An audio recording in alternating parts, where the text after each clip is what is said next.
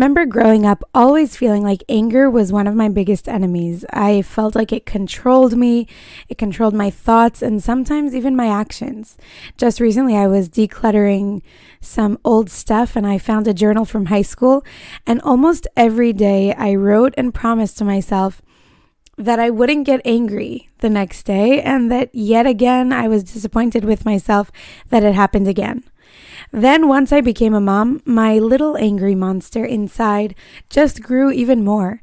There were so many new things that made me angry, and I felt like my war against anger became even more intense. It always seemed like a helpless battle.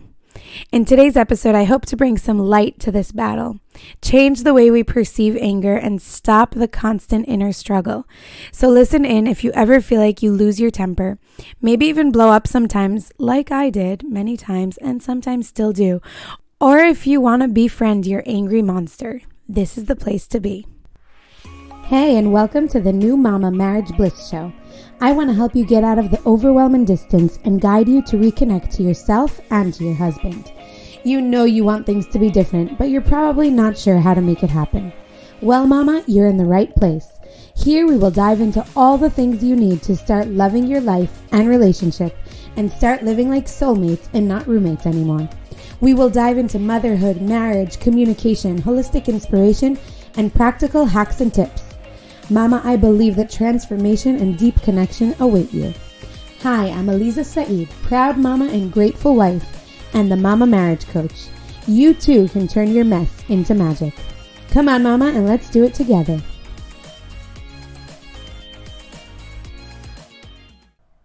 Hey there, mamas, and welcome back to the New Mama Marriage Bliss Show.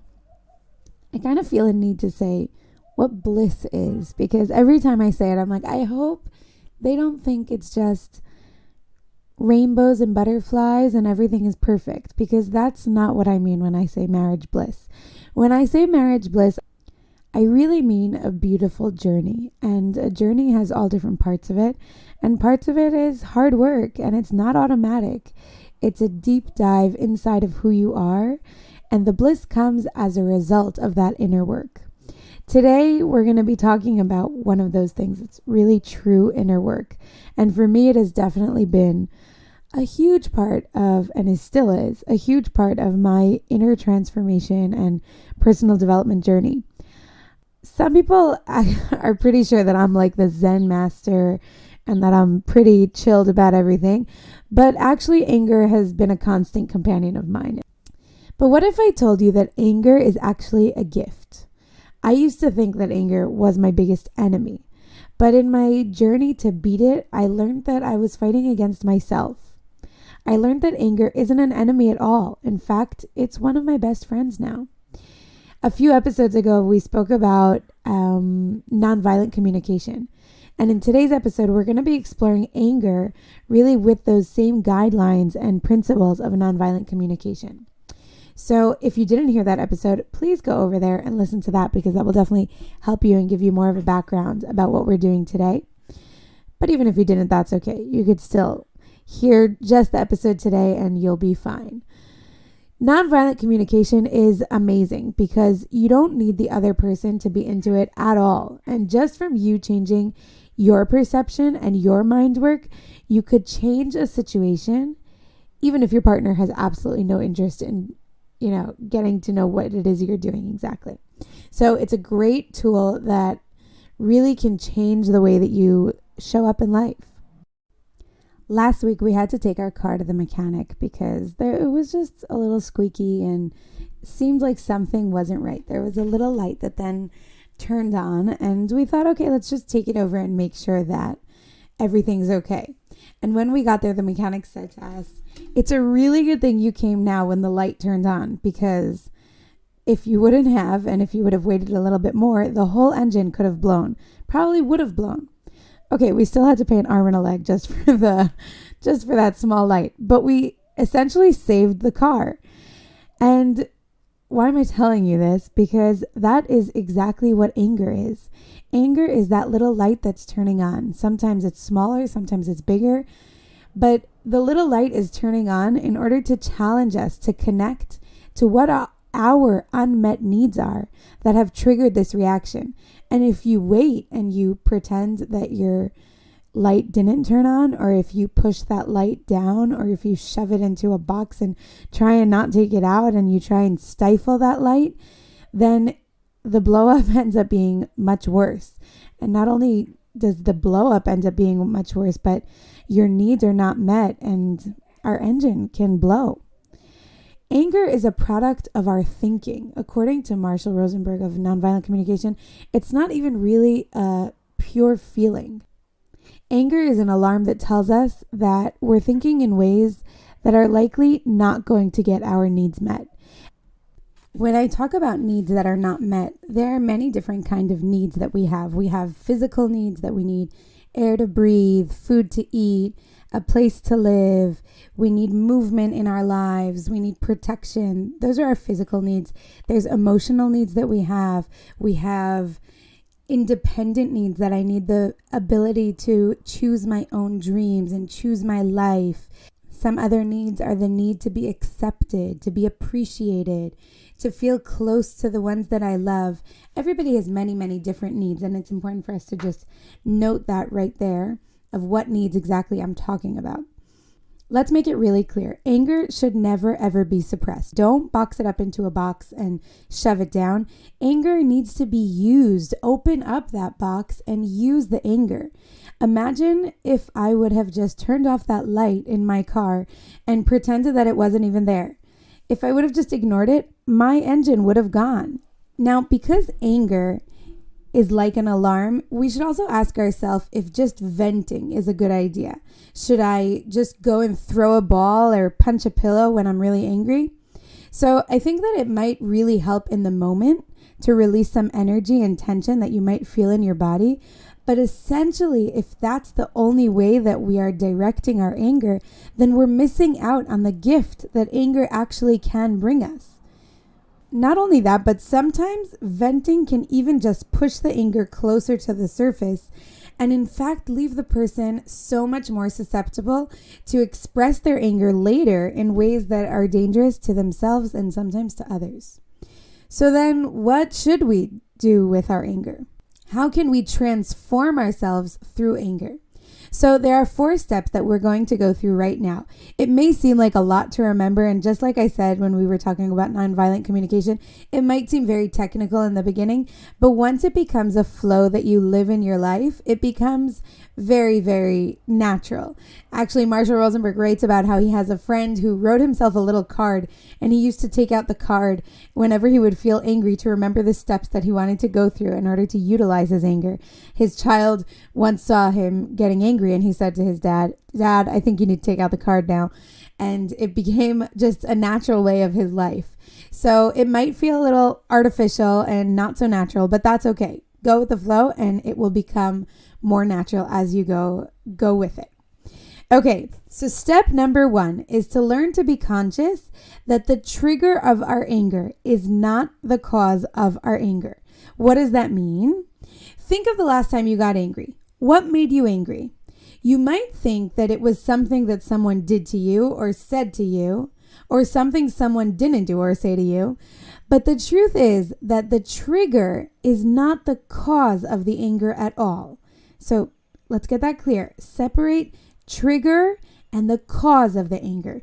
The trigger lit that light, that little light on my engine board, on my dashboard, whatever it's called, but it's not the cause of it.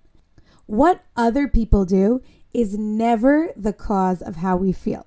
So first we have to be aware of what the trigger was. What was it that stimulated your anger? Just like we spoke about in the episode about nonviolent communication, think of what a camera would see. No judgment and no interpretations. What was the stimulation? Was it the guy that cut me off in the lane? Was it my husband coming home late? Was it my child didn't pick up the toys when they were finished playing? What was the trigger? Not my children are lazy and they never ever pick it up. Not my husband doesn't care about me, that's why he came late. None of that. Just what a camera would see. So my husband came at 7:30 instead of 7 o'clock like we decided. My kids didn't pick up the toys after they finished playing. Just the trigger. Understand what the trigger was that made me angry. Think of what was done, not what was intended. He didn't clean his plate. He came an hour late. He didn't make the bed. Those are the things that were done, not what his intention were. Not giving him any judgments like he doesn't care of anything, that he's inconsiderate, those kids are so lazy. None of that. Just identify the trigger. What made my anger alarm go off? Simple, right? Okay, then let's go to the second step. The second step is understanding that's not the cause of my anger. It isn't what people do that makes us angry. It's our evaluation of what has been done that makes us angry. Let's understand that for a second. Think of an example. Let's say there were two situations that you were hit by a ball in your head. Okay? One time you were walking by the basketball court by your house and the ball came flying and hit you in the head. You're probably not going to be so angry at those kids because it was by accident. You were walking by, they didn't see you, and you got hit. You'll throw the ball back and continue on with your life. Now let's think about being hit by a ball by your child that's really angry and is expressing his anger by throwing a ball at you. And your child throws that ball at you and hits you in the head. In both situations, the same exact thing happened. You were hit by a ball in your head. But your reaction to both of those two situations is going to be completely different. And that's because of how you evaluated the situation. What were your thoughts around what was happening to you? Anger is connected to our thoughts around what is happening to us, but they are thoughts that are based on ways of thinking about the wrongness or badness on someone else's part. Whenever we feel angry, we should try and say, I'm feeling angry because I'm telling myself that my child has no control over himself and he's doomed for life, right? Maybe that's the judgment thought that's going through my head when my child throws a ball at my head. Look for what kind of thinking is going on inside when I say that sentence, because it's not, I'm feeling angry because he hit me with a ball, because before I was also hit with a ball, but I wasn't angry. So what is the judgmental thinking that's coming up in that moment of feeling angry? It's usually really hard for us not to mix up the trigger and the cause. Many of us also grow up with guilt as a primary way to motivate us. When somebody will ask their child to give them a kiss, and when they don't give them a kiss, so they pout and pretend that they start crying. Oh, give me a kiss. I'm so sad. Trying to make the other one feel guilty is like this cultural motivation technique that it is okay. Or when you tell your son, it makes me very sad when you hit your sister. Like trying to use guilt as a motivation is kind of accepted. Or I remember when I was little, I fell on the sidewalk once, and my neighbor was there, and she said, "Oh no, bad sidewalk. Why did you hurt Elisa?" And when we say something like that to a child, we're teaching them to blame whoever it was, or that you should feel guilty, because then there's lots of guilt and blame going on. And then we get confused with the cause and the trigger. But the trigger is not the cause of the anger. So just like we already said, it's not what the other person does, it's how you see it, it's how you interpret it. So the first step is we found the trigger. The second step is we recognized that it's not someone who made us angry, but it's our own thoughts that caused us the anger. Now the third step is really the key for transformation. When we look at the underlying need that is hiding behind the judgmental thought that we made, that is where transformation happens. The problem is we're usually not attuned to our needs completely. So instead of doing the inner work, we project and we judge and we start thinking what's wrong with everyone else. The judgments we make of other people are really just expressions of our own unmet needs. So let's make that really clear. When I get angry, I had a trigger that made me angry. That trigger went off because I had a judgmental thought or a projecting thought of someone else or of a situation. The third step is I go deep with that judgmental thought and I say, hold on, what is that thought teaching me about my own needs? Maybe I had this judgmental thought that my child is disrespectful. Maybe I have a need underlying there that I need to be respected. Is that my need that is unmet at that moment? When we're full of judgment, we create an atmosphere of defensiveness, and we're not learning and we're not connecting. We're just creating like these eggshells to walk on all the time. Once we have those judgments inside, they're expressed always, either verbally or non-verbally. You can't fake it. Your face or your body or the tone of your words, it will tell it all. Especially children, you can never hide your judgments from them. They know it.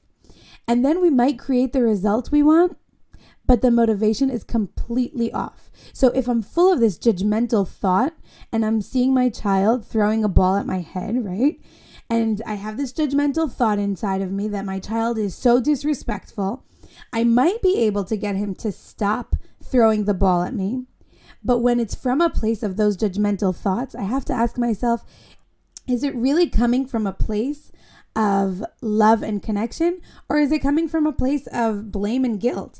And do I really want my children or anybody in any relationship to treat me out of blame, guilt, and fear? Do I really want my husband to come home because he's scared of what I'm going to tell him when he comes home late?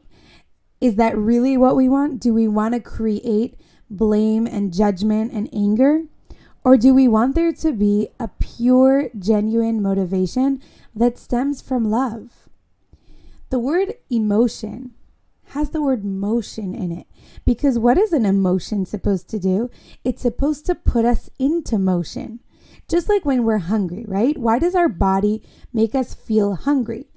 Our body feels hungry in order to move us towards the food. Like, I'm hungry, my tummy's making sounds there, so go get the food. It's the same thing with all other emotions as well. When we're angry, it's in order to move us towards our unmet needs. It's in order to help us be aware of what are the things that are coming up. Anger moves us to think, what are the things that are coming up when I am in this situation? What are my judgments on others? And that way I can really learn what are my needs in those situations. The last step, step 4, is all about sharing it with someone else. These are basically the same 4 steps that we spoke about in the nonviolent communication episode. So number 1 is we reveal what the trigger was, just like the camera's view. Number 2, I'm going over this fast because we already spoke about this. Number 2 is we express how we're feeling. We're not repressing the anger. We're not repressing whatever feelings are coming up. We express, we say, this is what I am feeling. Then we follow up with our needs. We express, I have a need to feel respected. And then number 4, here's where we really share with the other one, is to add a clear and a present request of what we need from the other person, or what we want, not need, what we want from the other person in these kinds of situations. Now, because it's a request, it's a gift, so they can give it to us and maybe not. They don't need to. It's not a demand. We're not demanding it. And if they can't give it to us, then we'll find a different way to get that need. It takes practice, and it is not easy. It is a journey. Does it mean we're always going to be able to control what's going on? Probably not. It's okay when we fall and we miss an opportunity of this anger coming up.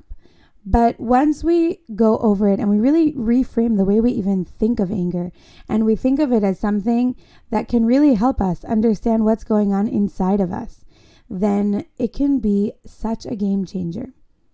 So I'm going to go over the steps once again. Step number 1 is about identifying the trigger. What was it that made my light go off? Step number 2 is understanding that's not the cause, but the cause is really my judgmental thoughts about the other person usually, or the situation. Then step number 3 is the key for transformation, and is about thinking, what is that judgmental thought teaching me about me? What is that thought teaching me of what I need in this season of life. What unmet needs do I have?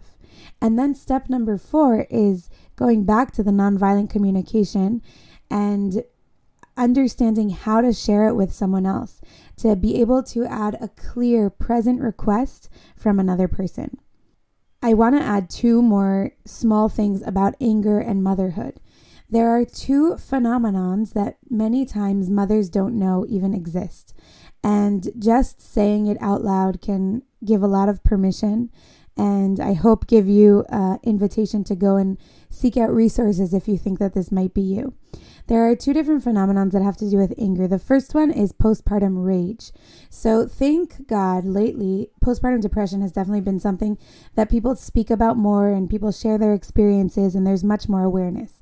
But what sometimes people don't know is that sometimes postpartum depression will express itself as rage. So when you find yourself exceptionally angry, you feel like you can't control yourself, you feel like you are out of control sometimes, and you can't always find what exactly was the trigger, or you just feel like it's not really the anger that you're used to or how you know yourself, it might be a bit of postpartum rage, and which is really just another symptom of postpartum depression. And it's important for me to say that there's no shame here about having postpartum depression or postpartum rage. And I do want to please invite whoever feels that they might be going through this to go and seek out help, because there is help out there, and you can learn to re-accept yourself, because I know personally how much guilt and blame and shame and just horrible feelings come up from feeling such rage, especially sometimes towards your children or towards your loved ones, and that you don't even know how to explain it. So if you feel that that might be you, go and ask somebody. If you want, shout me a DM and I'd be happy to help you. I'm not a therapist. I cannot diagnose anybody, but if you're debating if you should go and see someone, I'd be happy to talk to you about it and then push you to go see a therapist if that is the case. So that's the first thing, is postpartum rage. Be aware of it. Be aware of it for yourself and for people also around you. And the second thing that I want to mention is breastfeeding aversion or agitation, which also is another thing that people don't know about, and they feel very alone when it happens. What is breastfeeding aversion or agitation? So it's a phenomenon where breastfeeding or pumping mothers experience really strong negative emotions that are triggered while they're breastfeeding. Usually it's when the baby latches or when you start pumping. And these can include all different feelings such as anger, rage, agitation, irritability. Really, there's not so many studies on this, but the mothers from all over the world that have felt this, they describe the exact same feelings that come up for them when they start breastfeeding. It can happen at any time of your breastfeeding journey, maybe in the beginning, maybe at the end, maybe it can happen at any time. But this feeling like you're really confined and you just want the baby to get off and you can't do this anymore, and really sometimes angry at the baby. They think that it's probably because of a hormonal chemical thing that's going on when breastfeeding. And again, let's take away the shame, take away the blame, take away everything. And also here, I would love to invite you to seek resources and look for professionals that can help you with this also, if this is something that you feel might be what you are experiencing. Okay, I think that is enough for today. I don't want to bombard you with too much and overwhelm you with too much. Let's keep it really simple here. So I'm just here to give you a really loving reminder. The next time you feel that anger is bubbling up, take a deep breath.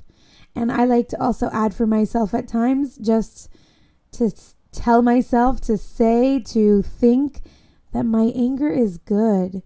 It's a really great teacher. And thank you. I'm even sometimes a little happy when my anger comes out, because it's able to show me what is it that I need at that moment. And then we can accept ourselves. We can stop fighting with ourselves. We can really just start loving every part about us, because even our anger is here to teach us so much.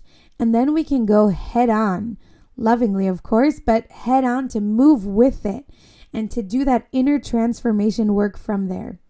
I always say that motherhood and marriage is the most epic personal development journey ever. And is there anything else in life that brings us more uncomfortable feelings at times than that? Well, then that's exactly because it gives us endless opportunities for personal transformation. If you feel like you want someone to go with you on this journey and help you make motherhood, marriage become a beautiful personal transformation journey, get out of feeling stuck, get out of feeling frustrated, deal with your anger, reconnect with yourself and with your husband, shoot me a DM and I'd be happy to help you. Thank you for being here with us today, and I can't wait to see you back next time. Hey mama, and thanks for joining us and listening to this episode. I know what it's like to crave some together time with your husband, but feel so stuck because for whatever reason, you can't leave the house. Maybe someone's sick, maybe there's no babysitter budget, or maybe you're just too exhausted. Well, that's why I would love to gift you a list of 50 date night ideas that you can do at home when you can't find a babysitter. It doesn't mean date night is doomed. Go over to alizasaid.com. That's ALIZASAID.com/50 date night ideas and download a list of awesome ideas for a date night at home. Plus, you get some really essential guidelines to make a home date awesome. Some important things that can either make it or break it. So head over to alizasaid.com/50 date night ideas and date away.